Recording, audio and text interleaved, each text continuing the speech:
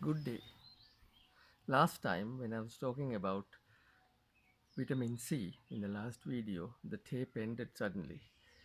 So I will today start with vitamin C. Vitamin C in doses of about 500 milligrams to 1000 milligrams a day is believed to help the immune response. It was found that during an immune response, the white cells take in twice the amount of vitamin C that they would normally use. Therefore, some people recommend taking vitamin C 500 milligrams to 1000 milligrams a day. There's no point taking any more, and those who have advanced renal failure should ask their doctors whether they could take vitamin C. Now, there are some other facts that I would like to give. Um, and those facts are about milk and milk products. We didn't mention in the last video. Um, Milk containing foods like cheese, butter, ice cream, yogurt, and lots of other foods that contain milk or milk protein or milk fat. Whey powder is one of them, the bodybuilders use, and anything that contains milk fat or milk substances should be avoided in this situation. And also, milk, I said, causes allergic rhinitis, allergic conjunctivitis, eczema, and also asthma. And those people with phlegm in the chest or runny nose or sneezing should take special precautions during this epidemic. And they are well advised to take warm water when they drink water normally. We drink about 5 6 times a day. You don't have to drink anything more than that. But when you drink water normally, just drink warm water because the if the temperature is higher than the body, you will feel in your throat that it's warm. And this virus outside disintegrates at about 20 25 degrees centigrade, but when it gets into the cell it can stay at the body temperature, which is between about 37 to 38 degrees. So if you take anything warmer than that, when you drink, if you feel it warm, you know that the temperature is higher than the and in the body. The other thing, those who have phlegm in the chest or like wheezing, asthma, persistent cough, bronchitis, bronchiectasis, that sort of patient should take, if possible, some steam inhalation. And that's what they did in China for the patients. To soften the phlegm, they break up. And also, because of the temperature of the steam, it kills the virus as well. Now, our concept here is the normal antibody system, and that is the reason why people recover. People recover not because the virus dies inside the body or by itself, not because we are given any medications to kill the virus, but because our own antibody response in the body comes to rescue and beat the virus finally. If the virus is killed totally, then you recover completely. There is no evidence in this particular virus that it remains inside the body like some other viruses like chickenpox that remains in the body dormant for a long time and then it shows up in a different presentation like herpes zoster.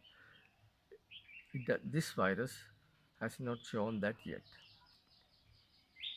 Now, in 1918, a pandemic, the people became malnourished after the war, and that was thought to be the reason why a lot of people had flu, and about 50 million people died of that.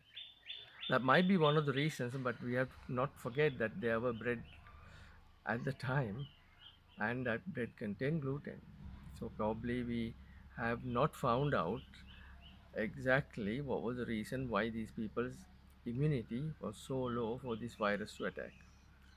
So this time, learning lessons from the last one, we must make sure that our immune system is at the peak level, optimum level, the best level, and therefore we should be able to fight this virus if it enters.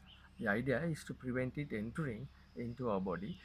Lots of other measures have been taken by the WHO, um, washing hands and wearing masks and staying inside and social distancing and then so on. But in addition to that, we must make sure that our immune system is optimum. Now, there are certain other things that people should know about this virus.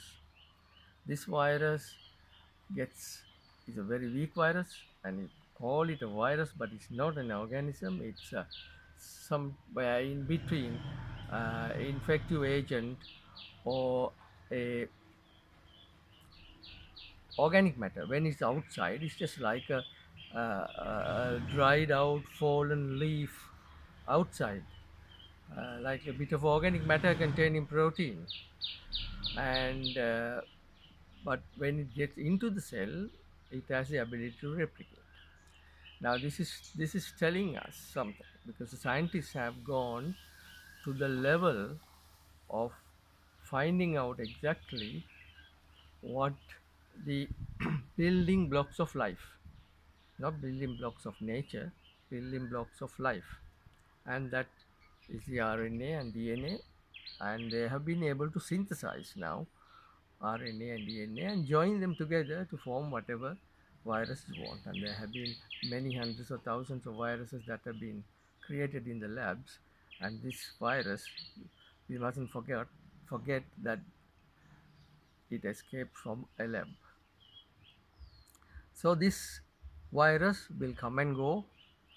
Perhaps they're talking about herd immunity, that everybody gets a small dose and you get that primary antibody response, and become immune. Uh, but uh, to develop herd immunity, you need our immune system to be efficient, and it is not efficient at this time because of this high gluten content and the damage done by gliadin to the white cells. So it might take a long time to get this herd immunity, and by that time, lots of lives would have been lost. We want to prevent that, and to prevent that, it's just to refrain from consuming two types of foods. It's not very difficult, and if you can do it very strictly, you will not get any virus infections.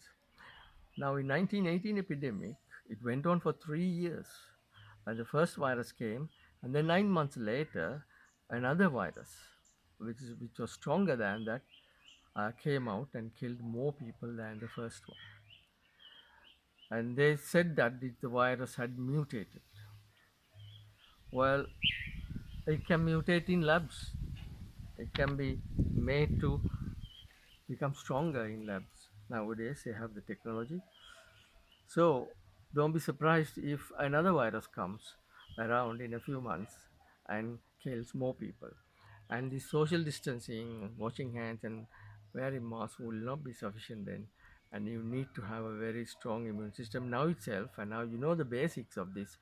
You have to prepare for the next so that you will not have the same problem like this time without knowing anything what to do, and just do the usual things what somebody who get with an infection do, even without any scientific knowledge. Now this virus tells us something. It's a message to us. People have gone right down to the building blocks of life, and that is dangerous. And if people continue to do research and create viruses, and then that will be the end of humanity. Stephen Hawking some years ago told that very soon viruses will be created in the lab, and that will cause problems to humanity, and that has now become true. So, any further investigations about viruses and biotechnology is not really on from this point. And this virus is giving us a message to go back to fundamentals. We have been lifted up by science in a soap bubble, right on top of the soap bubble, not inside. and suddenly the soap bubble has burst, and we've all fallen into the bubble. We have not fallen right to the ground yet, into the bubble, and very soon, if we continue to do the same, we will be right on the ground. That's the end of humanity. So, before that, it was religions which caused all sorts of things and make people less intelligent. Now, some countries have moved away from religions and they have developed scientific advances. Well, one of the reasons is that they have got away from the beliefs, and now the science has taken over from religions to bring up to this level on the verge of destruction. So remember this, this is a warning from this virus that we have to go back to our fundamentals, go back to the truth, not live in an illusion of a soap bubble. And if you do that, the human race will be safe. Thank you.